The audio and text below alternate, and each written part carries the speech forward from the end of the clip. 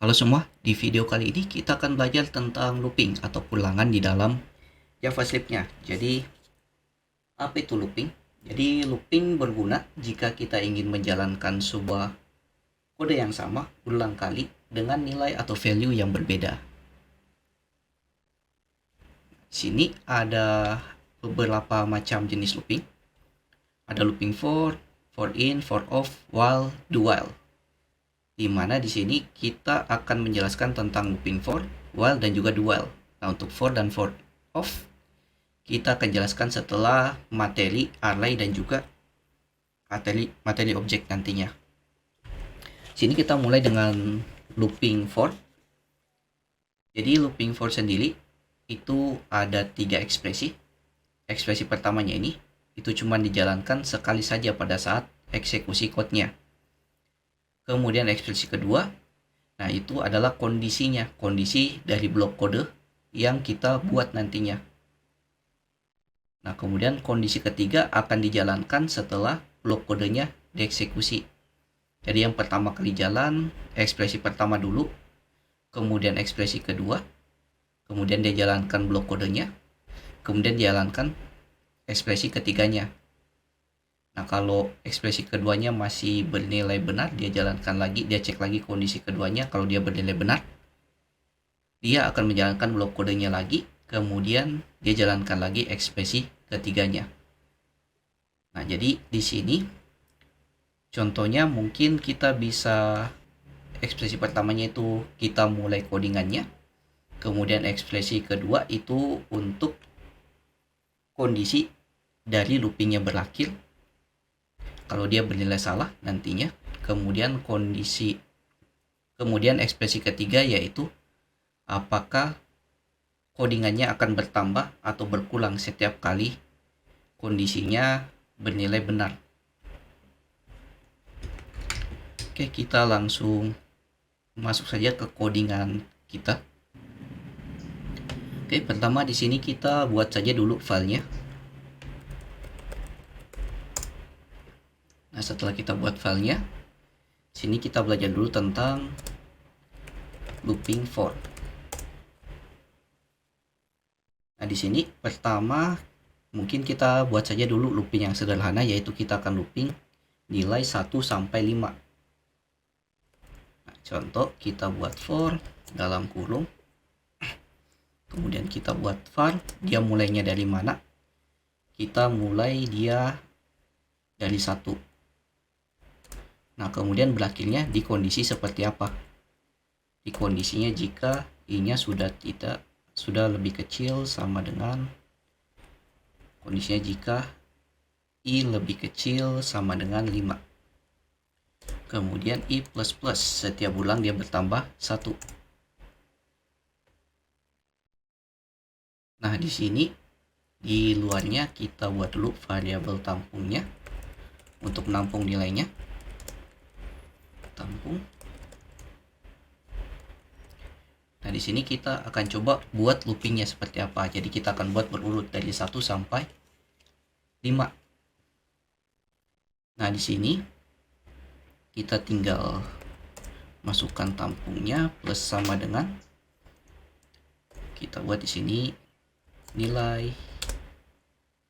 Di sini kita buat di sini template literal nilai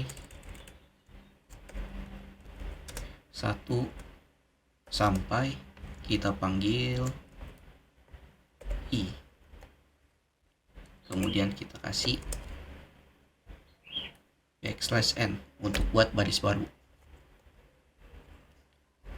Nah, kemudian kita tinggal console log saja, console.log tampungnya.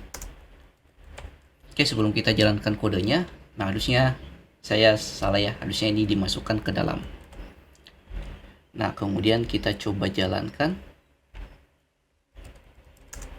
node looping.js.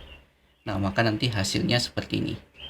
Jadi nilai, kemudian di sini 1, nilai 2, 3, 4 sampai nilai kelima. Di mana dia berurut ya, 1 2 3 4 5 berdasarkan kondisi yang kita buat. Jadi di sini cara proses loopingnya itu berjalan. Jadi dimulai dulu dari ekspresi pertamanya, dimulai dari 1, kemudian dia cek kondisinya di ekspresi kedua, apakah 1 itu lebih kecil daripada 5. Karena dia bernilai benar, 1 memang lebih kecil daripada 5, maka dia akan jalankan kode di dalamnya atau blok kodenya ini, di mana dia akan jalankan nilai 1, kemudian tampilkan i-nya yaitu 1, berarti nilai 1, kemudian garis penghubung 1, kemudian buat baris baru, kemudian tampilkan di konsol lognya variabel tampungnya.